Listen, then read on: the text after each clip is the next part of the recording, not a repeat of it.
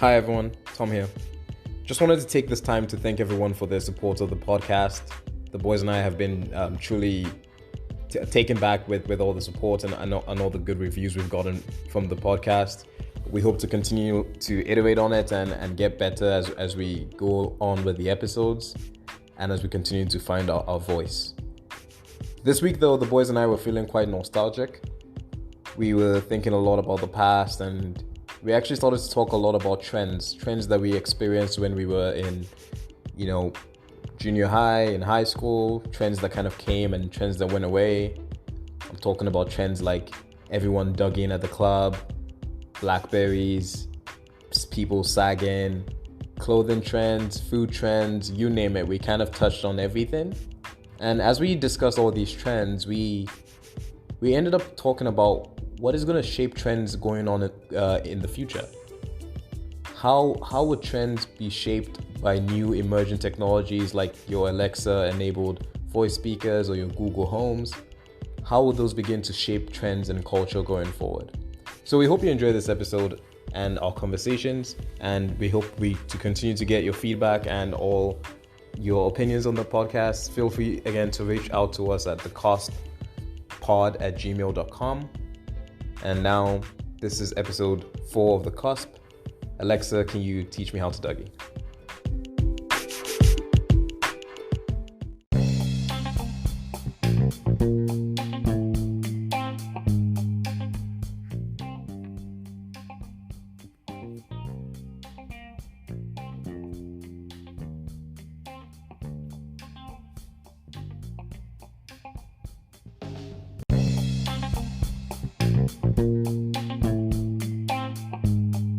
So trends. We're talking about trends, and Tony, like you said, I think some trends start because there's like a certain demographic that pushes that trend, or influencers, celebrities, who have you.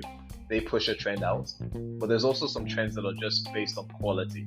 So I think about the Swirl water bottle, and when it first came out, I only thought like, oh, this is just a bottle that a certain demo uses, like your demo that goes for yoga and that kind of demo. But then when I got my own first Swirl water bottle, I joined the gang immediately. Like that thing was top quality. It's amazing. So yeah, different kinds of trends and different ways they spread. See, I feel like it really depends on the trend, though, the quality of the trend. Like, I remember everyone hyping me up to get an iPhone, and I had an Android at the time, and everyone just kept telling me, like, to the point where it wasn't even like a recommendation. It was cyberbullying, like, hey man, you best get this iPhone or you're a pleb, like. And I got it, and guys, it's like not that good. Like, it's an all Oh, right platform. It's an all you're gonna right anger a phone. lot Like, of I'm not gonna people, Tony. complain. A lot of people are gonna be mad, man. You don't Yeah, a wanna lot of you don't wanna people. fuck with the iPhone game. Yeah, they might come for me, but look, it's an objectively good phone. I have to accept that. It's not better than all the other options out there. It's maybe equal, but it's not better. I think the thing with the iPhone that people like is when they get into the Apple ecosystem. So they have iMessages connected, they have the Yeah, iPhone connected. Let's say they have a MacBook, because a lot of university students have MacBooks as well, right? Like I was talking to a friend of that's why I mine. got mine. Yeah, Yeah, I was absolutely. talking to a friend of mine, and they were like, I don't think I'd want to shift from an iPhone or a MacBook because it's so convenient now to have my whole like ecosystem by using iMessages, by having like all these things that only MacBook users can, or like only Mac users can use, or Yeah, only and that Apple that users was can very use. much their plan, right? That was very much their plan Yeah. to have you hooked on the ecosystem so you don't switch. Hmm. And that's the exact reason I didn't do it, because I like that Android gave me that flexibility. I could switch around. But I love my Surface laptop as well. to that point, like, what is it with like certain, not trends, but like brand loyalties that get to that level, like where the iPhone gang will come after you? Because if like Tom went on a tirade here shitting on Swole, I'm sure it would get some people saying like, hey, don't mock Swole, but it wouldn't be like quite that level. Hmm.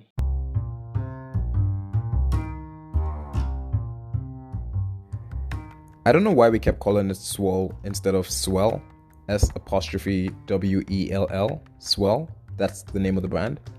They don't sponsor us, but it's a really good water bottle and I appreciate good quality.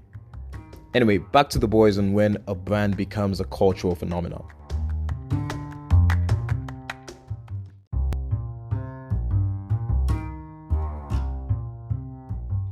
Well, I think it's when an item moves from I want this because it brings utility to my life to I want this because I like what it represents.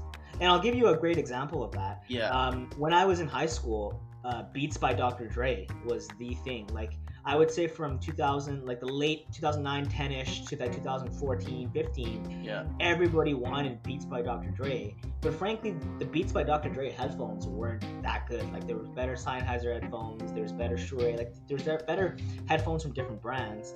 But if your favorite basketball player or celebrity or comedian, etc., if you see them rocking that, by extension, it just becomes a cool thing. Like it became a fashion accessory instead of a headphones. But aren't iPhones widespread enough now that they're not owned by like one subculture such that it represents an identity? Like I don't like what is the iPhone supposed to represent? Like So marketing America? professors, no, marketing professors, like there's a marketing professor named Scott Galloway, and he's talked about how individuals almost see the iPhone as an extension of one's, like it's like a It's a premium status symbol symbol. because it's a Yeah. status symbol. So it's kind of like, yo, I'm a more desirable mate. My sex appeal goes up because I own an iPhone subconsciously. All right. So this is interesting, and maybe we can have it on. I feel like quoting Galloway articles has become a trend in and of itself, like in the business community, and maybe that's just like clout that he has. Like maybe he's just putting out really great content. But I feel like he'd He's be a very interesting person to talk to about this. I think the reason why he's quoted so much is because he does a good job of, whether or not you agree with what he says, he does a good job of taking, I guess, like reading a lot of different things and summarizing it into something simple. Like, okay, Apple sex appeal, Google the brain, Facebook the heart. You know what I mean? That's fair. I just hope he becomes famous quick because I feel like I've heard there's this marketing professor Galloway like What ten school is thousand he from? times. What school is he? Is he at? He's the NYU Stern professor in brand strategy, and he's known for a book, predominantly for a book he wrote called The Four, as well as podcasts he does on tech and innovation and etc.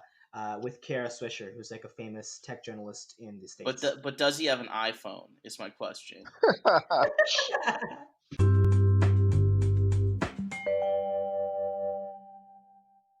But I remember, like, just on the topic of phones, do you guys remember the first phones that you ever got? Um, Yes. I Yeah. remember. Okay, I remember. Okay, the first one I used that my parents like let me have was probably the Nokia 3310, that brick of a phone. Mm. But it wasn't really mine. That was a real hand me down. It's just an extra phone in the house. Here you go, Tom, have it. Um, And how so that old was are you at this point?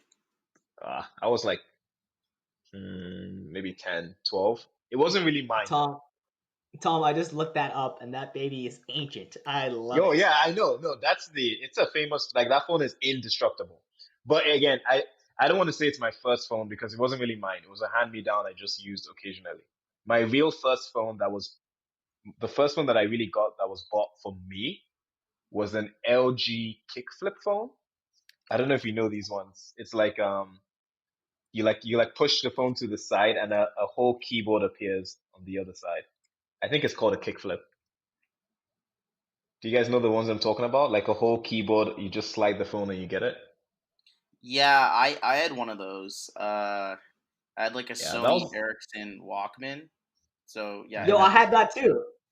Was that the one with like the gold player, and then you'd like flip it open for the things, like for the digits? yeah, that's exactly what it was. Oh my gosh, we had the same first phone. Yeah, I got my first phone when I went to Dude, junior I high, think and it's because all the immigrant parents get that phone because it's like part of a package deal. I'm pretty sure.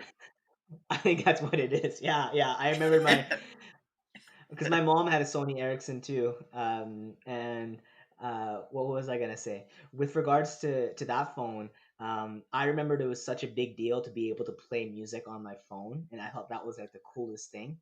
But I also remember because I was like in the seventh or eighth grade, and my parents didn't let me have texting, and so everybody would have been like, "Oh, text me," and I'm like, "I can't. Let me add you on Facebook," because I just didn't have it, so it felt weird. Yeah, I remember texting was rough. Like you could do it on like the screen, but it just like the screen was really bad. Like it was like an early generation touch screen. So, or maybe it wasn't even a touch screen. I don't know if those were out yet. No, no. Well, I was gonna say, did any of you Oh, ever it hop had a onto the BlackBerry? stylus. That's what it was. That's why you Gotcha. get the LG kickflip phone, Tony. So you have a full QWERTY keyboard at your disposal. Deadly. Did any did any of you ever hop onto the BlackBerry trend? Was that ever a Oh thing my for any of you? gosh. Particularly in because I was in Nigeria at the time, and there was just like a couple of years where BlackBerry dominated. Yeah. Everybody was like, "What's your BB pen? What's your pen? What's your pen?" It like all the brands Mm. also put it on their advertisements. Like BlackBerry was the one and only pen. So I got a BlackBerry, and then I think I got a BlackBerry Bold eventually. So just so I could be part of the pin messaging network. It was crazy. It was crazy. It's interesting because like Blackberries were kind of gained repute as like a secure phone, right? Like they were great for security, and a bunch Yeah, of Obama had people. one. Yeah. Obama had one. I remember that. Like, Drake had one. but I think it was like it falls into the category like once it's spread beyond kind of like a corporate phone or a politician's phone that's secure.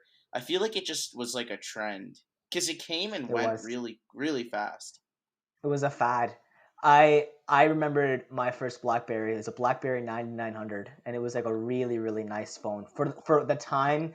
Like back then, it was like a brand new iPhone basically, and it was the first Hmm. time I could text and everything. And I remembered like I wouldn't even ask like people for their numbers. I'd just be like, "Yo, what's your BBM pin? Let me scan it." And Like that was just like what it literally, was. that was it. That was how you flirted with Yeah, everyone as well too. If you wanted to flirt with someone, just be like, "Hey, what's your pin?" yeah. That's what I used to do. Actually, funny enough, because I told you guys I never texted until high school. First Okay, time I what do you mean asked by for you like, never texted? Like you never like so I texted let me like, explain this. but okay, because I'm like it's easy to text on other phones too, Anka. But okay, explain. So I never used the texting function on my phone. I would just call people or use Facebook Messenger. And then in high school, I got a plan that allowed me to text. Like my parents got me a plan that allowed me to text as well. And I Hmm. remembered I was in high school thinking I was all slick. Yeah, yeah, what's up, what's up?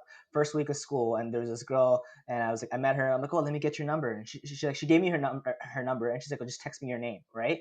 And so then I text her, but then I text her my number in the text because I didn't know that when you text someone, they automatically see what number it's coming from. So Um, she was like, "What the fuck? Dude? Just send me your name." She laughed so hard, and she was like, "That's hilarious." But yeah, that's the very first text I remember sending. quick death. So Hmm. what do you guys think does that? Like creates a trend or kills a trend? I think it's the two things that we said at the top. It's either like truly innovative, great new quality, or it becomes this like a celebrity status societal symbol. So Hmm. yeah. So I Yeah, I like you would said, agree with that. the BlackBerry started off with that security aspect, which gave it like an innovative, actual good use. But once it went mainstream, it became now just a status symbol. If you want to be part of your new friend group, you have to have a pin so you can be part of it, chat and everything. Yeah, I feel and like trends follow those. Yeah.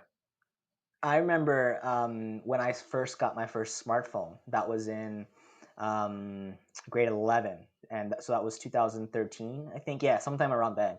And the reason I got the smartphone, well, a everyone was getting smartphones, like it was starting to become popular. But B, it was because everyone was on Snapchat and Instagram. And I was like, what is Snapchat? What is Instagram? Like, what's going on? Like, Mm. I felt like I needed to get the phone so I could participate in the social network. I will say though, um, that's on technology trends. A trend that comes to mind on like the clothing side is sagging, and I don't think there was any sort of utility or functional use for sagging. Um, so I think that one just like I that's a trend I just never got on with, but it was Do you really. wanna explain the trend for everyone Yeah, listening? sure. Yeah, if people don't know the trend of sagging, it was I don't know what year this was, probably 2006-ish. Because I was in grade seven around that time. It's a trend where guys would wear their pants below their buttocks essentially, and they would show their underwear. And it was just cool to dress like that and have your pants Yeah. really hanging low or your trousers hanging really low. So I don't know if this is like government propaganda, but like I heard that it originated in prisons as like a signifier that you were part of a gang or something, and then it just Really? bled Yeah, out. I heard that as well. Like either you were part of a gang or you were like open for like you were looking for like an intimate relationship with someone as well. Like those were the two things I heard. But like you said, either it was government or it was just kind of like parents trying to not get you to do it. I don't know. Mm. Yeah. Well, I remember not only sagging, Tom, but I remembered like loose clothes, like baggy clothes, baggy jeans, baggy shirts, all that. Yeah. Like like it's kind of funny. Like if you both of you are watching The Last Dance, but like seeing some of the suits that they're wearing and some of the shirts and like the mom jeans that they're wearing, I'm just Yeah, like, every oh time I see man, Michael man. Jordan's suit, I'm like, dude, go to a tailor, get it fitted. But yeah, it was just the style of the time too, right? I guess to weigh in on the whole SAG debate, I'm not entirely opposed to it. Like I look at those suits from the '90s and I'm like, they look comfortable. Like they look like they're sitting in the White House in just pajamas. Like I feel like that's a great time. That said, they don't lend themselves to be aesthetically pleasing, but maybe they do. Like maybe they thought that was dope then. Like, don't you Well, do think you we're gonna look back on some of the clothing trends now and just mock them relentlessly? Yeah, some clothing trends come and go, right? Like I remember, like high-waisted jeans, for example. Um, high-waisted jeans were really a thing back in like I think maybe the 80s, and then they went away for a bit, and they've come back now and like with such high velocity. A lot of people are back into wearing high-waisted jeans or like mm, overalls in general, right? mhm. So I So don't you're know. saying we can bring the baggy suit back? You can, I would not join. You can. I'm good.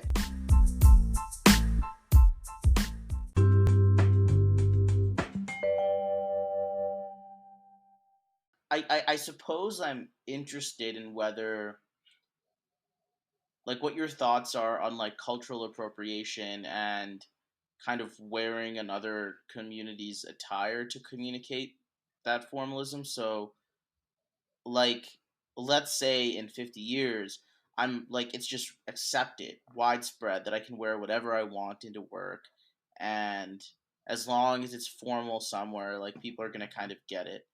Like should I be relegated to the communities I'm from and how like they dress formal, or should I be able to kind of explore other parts of the global community and kind of adopt that stuff? Is that appropriation or acculturation, or what do you think that is? Oh man, this is super interesting. I'm glad you brought this up because like if you think about other things, whether it's food, for example, like you can people are totally okay with you trying another culture's food and cooking that, right? And people are totally okay with you watching another culture's movies. What is it about the clothing aspect? That is a good question. What is it about clothing that makes it inappropriate? In what Well, context is it inappropriate? I think one of the main contexts we've seen this in is like music videos or like movies. And I think cultural appropriation there is kind of different because they're using these aspects Yeah. of the other culture to profit, right? Without necessarily giving people from that community or that community itself the shout out. Uh, Hmm. and I think that, like, if you're not giving them credit for it, it could be considered appropriation, especially when you're using it for profit. Like I don't think anyone's getting mad at like a white person like dressing up in Indian clothing, but if you're going to, like dress up in Indian clothing and star in a movie about India and like cast it all white, like people are gonna be mad about that. Yeah, so it's the way that it's done. So it's like when Kylie Jenner wears Kylie like braids and brands it as Kylie braids when braids have been worn in Afro-American cultures and African Exactly. cultures for years. That's the problem. If she wore the braids and she was like, yo, I'm paying homage to these styles that I've learned from, these cultures, then it kind of shifts because she's not really selling something as her own. But I guess like to that point, I think there's a certain element of like I think it's earned like bitterness when communities culturally appropriate certain trends that have existed in another community, um, and profit from them without kind of the hardship that's developed that stuff, right? So Mm. Yeah. like black women, if they wear braids in the workplace, a lot of them get shit for it, even though it's just culturally just the way they wear their hair. Like I and it there's all these ambiguous terms used to communicate just a cultural disapproval of it, like professionalism. It's just used under that guise. Mm-hmm. So when someone like who's never going to face that consequence, uh, because they have a completely different lived experience, adopts the trend like just willy nilly, I think that might offend some people. I think yeah, we were just saying like we can probably move on from this topic now, but really like the profit motive and the fact that they didn't endure the same pain, but they just profit off of the style is what makes people angry, you know. But Yeah. don't you think that that shows that like a lot of these trends aren't necessarily like driven by people, but they're more driven by Brands, like the for-profit interest. 100%, Like yeah. companies trying to algorithmically construct what something that's appealing to you. Yeah, like when we look at like beauty standards, for example, similar trends there where now the beauty standards that are kind of prevalent amongst females on Instagram and what have you are things that were traditionally in the African American community and African community. Things like having thicker lips, having wider hips, those kind of features where people are that are being promoted by people who are not from that community. It's again, it's corporations and brands and these, I guess, high level influencers that are trying to Yeah. change culture and drive something for a profit motive. Yeah, and I think it's frustrating when we don't recognize the origin of those trends. So like um, braids or specific trends that come from specific culture, not saying like, oh, this is where they came from. And B, I also think it's frustrating when people adopt trends from a specific culture en masse and embrace a specific culture en masse, but then are very reluctant to speak up when that culture or those people are facing hardship. And what I'm thinking of when I say this is like, for example, um, in North America, growing up in a North American context, I know tons of friends who listen to hip hop music, which is predominantly African American by origin, and are huge, basketball fans, also predominantly African American by origin, but um, are then reluctant to speak up or maybe don't speak up upon issues that the African American community is facing. And I'm not just saying this happens to the African American community. I'm just giving that as an example.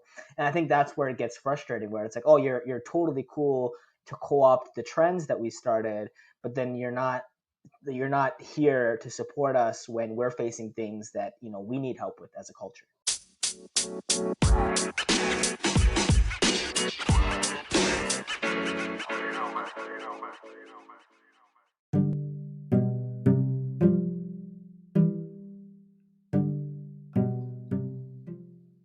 I guess like just going back to the idea of whether we have decided these trends or whether they're algorithmically constructed for us without kind of thinking about the broader implications for culture, like that whitewashed Hollywood movie, right? um, is that increasingly going to be the case, and how much do you think technology is going to influence those cultural trends? Yeah, I think that's interesting because when you think about how much we interact with people nowadays, it's all about having curated content on your social media that often puts you in a bubble. So you kind of see the same thing again and again. And then you can push certain content to those people. And then you can also talk about how we get recommendations that come from tech companies based on what posts we've liked, what things we've interacted with, and even when we start to especially like from home when I talk to Alexa and I'm like, hey Alexa, where should I get dinner tonight? You know, all of that kind of thing is put into the recommendation and the algorithm. So I think 100%. I think corporation, society, technology, it's all going to really start to influence our choices and our decisions, and even the recommendations that we have to make these choices from, it's all going to be influenced from these algorithms for sure. Yeah, I mean, I think a great example of that is how targeted ads are. Like, for instance, on Facebook, I I've been getting this ad that's for like a specific T-shirt that says Basu on it, which is my last name. Uh, and I have like all the likes on the post are from people with the last name Basu. Um, and I have no like how insane are these ads being targeted now? Like, what? So the How Bas did the they Basu manufacture a demographic only. product? Yeah, for specifically like my name in English. By the way, it's not like very common in like North America. This is a North American company. Like, so I almost wonder like how they figured that out. Do you think it's like, I mean, for you, when you see an ad like that, Tony, are you thinking like, or even when you see the rise of such targeted ads, are you thinking like, oh, it's really cool that they know what I'm thinking before I can. This is making my whole life more convenient, or are you thinking that's fucking creepy? Yeah, it kind of, at least for me, it lost its charm a long time ago. It actually makes me a little uncomfortable now when I have a conversation with a friend, like in person, about something, and then I get an ad for something relevant to that conversation just Do you minutes think, later. It's almost like yeah, how much are we being monitored? do you think like our apps like Facebook and whatnot listen to us even though they say that they don't? Oh, absolutely. Like, for an example, Google Home was like caught recording conversations, right? And I stopped using my Google Home like when I read that news story. Uh cuz I would just like always have it plugged in. And it was like a great device. It was super useful, but I was like, "No, I can't have private conversations with people in my literal like literally my bedroom and have some corporation try to like design a set of products for me based on those conversations." You know what I Yeah, mean? Like I feel like that's just super 1984. yeah. No, But do that's you a good think point. it's And just like eventually we're gonna get there anyway? Like people might have the hesitation now to have Google Home in their living room, but I think we're having these conversations in society. We're pushing back. They're pushing us back as well. But I think eventually the convenience is just gonna make people get it. I I think I, I don't I know. I Yeah, go ahead, sorry. Yeah, I don't know about that, Tom. Like, I feel like I think that's what they want. I think that's why. Like, I was thinking about this. Why is it? Why was it that for however many years, every single contest like we had in school, the prize was like a Google Home or an Alexa, and why was it that they were so dirt cheap? Like, I saw like sales of it for like $20, $30. Like, there was all these sales on these things, and the answer is they don't give a fuck about selling this. Honestly, they could sell your Alexa for like $10. They wouldn't care because all they really care about is capturing that behavioral data. And I think the reason why I think if there isn't pushback, you're right. What you said is going to happen. Like what you said about us being like, this is too convenient is going to happen. But I don't think we need, like, put it this way. I don't think these voice devices like can't do their job. and also like sell our data. Like I think they can do their jobs without selling all of our behavioral data. Like I don't think we have to accept the fact that in order for my Alexa to operate as it can, it has to sell my behavioral data to corporations. I think that's a false dichotomy, and I'd like to push back. Yeah, so yeah, I yeah, I'm sorry. not. I mean, I think like I think Tom, it really depends on whether or not we have like that societal reckoning about privacy. So like there's all these talks about things like the right to be forgotten, and like Yang was talking about issuing people checks based on like the use of their private data by third parties and making it optional. I think there's this risk that companies using this stuff kind of without regulation becomes normalized. But I think like just judging from history, like I think we're probably just gonna have a democratic conversation about it. And Um, it's exactly, Tony. I That's my hope so. point. I think we should be careful not to sound like Luddites here. Like this technology is, we can't say no to it forever, but it is that pushback from society. It is that healthy debate of how much Yeah, privacy um versus like the data do we want to give them. And I think that through those yeah. healthy debates and conversations, we'll find a good middle ground.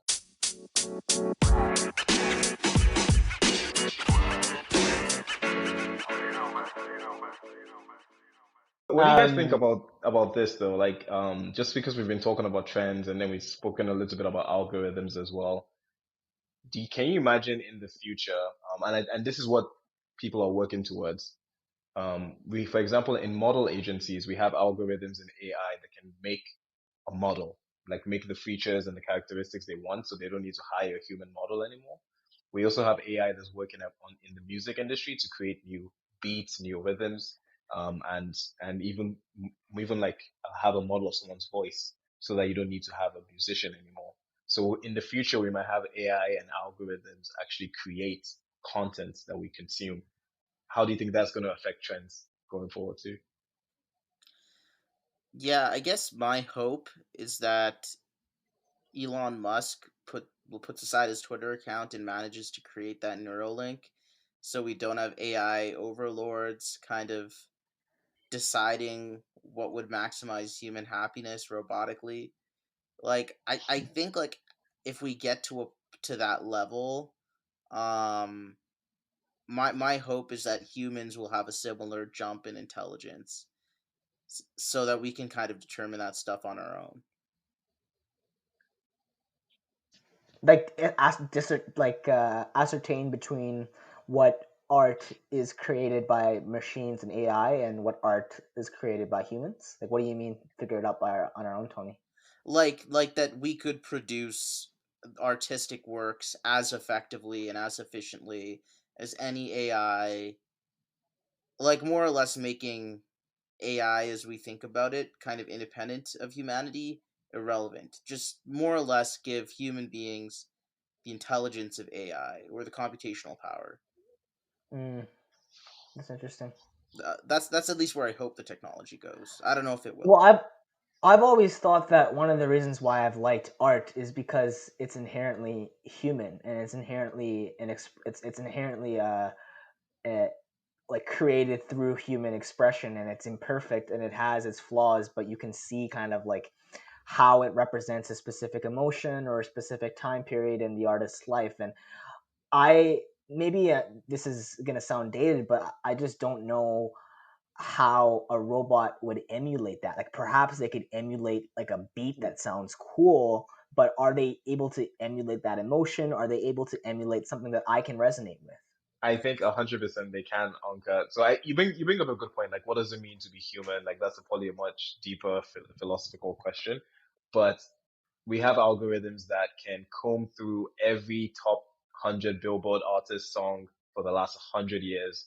They can comb through it Yeah. in minutes and find a trend of like the tone in the artist's voice, the level of the beat, the speed of the beats, the background music, the ambience. Like they can code for all of those things. And it will be Mhm. very hard for the human being to tell the difference. We will get to that level. That's a good point though, Ankur. Like I almost think that there's, like Tom said, there's going to be some level of like AI is going to be able to create music that's appealing to a lot of people just based on pop songs. Like already you see pop songs usually just used a couple chords. Like they are pretty generic.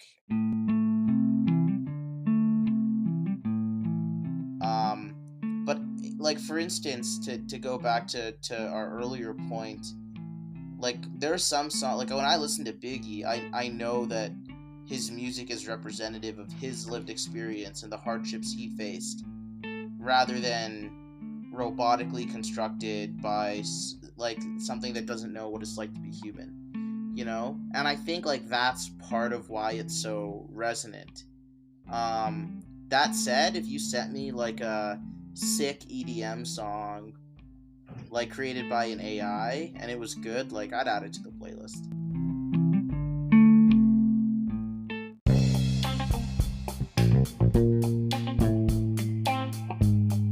All right, everyone, that's the end of today's episode. Thank you so much for listening. If you liked what you heard, please subscribe to us on your preferred podcast listening platform and follow us on social. We're on Facebook, Twitter, Instagram, and our handles are all at The Cusp Pod. That's no space, no caps, The Cusp Pod. You can also email us at thecusppod@gmail.com. And yeah, let us know what you thought about the episode. Let us know what you liked, what you disliked. And of course, if you're really vibing with this content, share it with your friends because we'd love to grow the podcast. All right, that's it. Thank you again. Bye-bye now.